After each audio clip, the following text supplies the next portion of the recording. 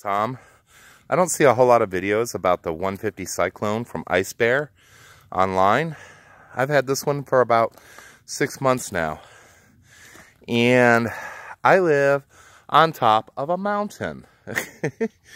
Scooters were never meant to be on the mountains. So I am quite surprised by how steady and solid this bike has been, with a few adjustments. All right, now if this was just flat land, I would leave it stock except for the carburetor. When you buy an IceBear Cyclone, okay, or pretty much any IceBear, the first thing you must do is go under the seat and change the carburetor. I cannot stress this enough. The carburetors that come on these Chinese-made bikes are crap. They are solid fused. You cannot adjust them. You cannot get inside of them. The floats almost always stick. You'll be lucky to get 30 miles out of it before the carburetor goes bad and starts pumping gas into the ground. That happened to me, of course. But thankfully, when I ordered this bike, I had read about that, and I got a new carburetor. So when this one crapped out, the other carburetor was here the very next day. Had it installed. It was a $38 performance carburetor, and the bike runs like a top. This bike handles grades. Nothing here is flat, and it handles an 18% grade with my weight, and I weigh about 240. So it actually goes up and down the mountains pretty good.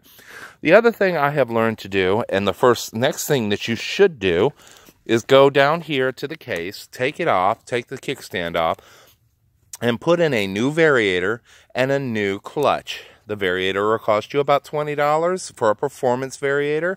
And the clutch, believe it or not, I tried a Dr. HIT clutch, Dr. Pulley clutch. It was HIT clutch. Got the wrong degree. The guy that I bought it from was a douche. And that was Scooch USA, by the way. When I called him, he let it slip. He called his mechanic and said, "What's going on?" Because there's no verbiage about a trike. And I had bought the 45 degree, and the mechanic said, "Oh, well, you should have gotten a 50 or 65, which I had no clue about. The guy let it slip, and instead of wanting to do a return, he's like, "Well, try all the different spring combinations." I did. Of course, that put wear and tear on it. In the end, I was out about $70 because I had to pay for shipping to me and shipping back off of Amazon Prime, as well as him doing a 20% restock fee. Scooch USA, stay away from that company. Go to another one. Motobuy USA is great. CountyImports, Wayne there has been wonderful. That's where I bought the bike from. So when you change out your CBT, which is the back clutch and the rear clutch, the variator, I would definitely do that as soon as possible. After that, if you are driving on flatland, the beach, city, whatever, you are set. Okay? Now, the other thing I do is I do an oil change every 300 miles. This was the third oil change today. And so I've gone about 1,000 miles on this, and that's just back and forth to work. Some of the stuff that's a little rickety on this bike is, you can see the gas hatch is sort of crappy, and it just sort of warps with the temperature, I guess. And then I had a new dash set. Now, on IceBear's defense, I called them. They were fantastic. They sent me the parts I needed to change everything with no hassle, no anything. Kudos to IceBear for that. A lot of people haven't heard of IceBear. It's not a bad company. It's gotten a bad rap because they put 300s out that were sort of crappy. There was the thermostat and the cooler issue, and they stopped selling the 300. You can't find a Zodiac or anything. That's what I originally wanted. But I went with this. The next thing I am going to do, because I am on these mountains, on top of this mountain, and I have to go up about 2,000 feet, is I'm going to change out the head gaskets and stuff and put in a big bore kit. That will give me a little more cc's and the oomph that I need to go up the mountain. It goes up the mountain now, but just barely at that 18% grade, which is an illegal grade. But with my weight and that going up that, I got to say kudos to this bike. Overall, I'm very happy. Price range, and I do highly suggest you pay for the PDI package. PDI package means that it has been put together for you. It is delivered as is. You put gas in it and you go. I would highly suggest that. It's worth the $200-300. I think the total cost for this bike was $3,400. Plus the things that I put on there, I probably got about $3,600 into it.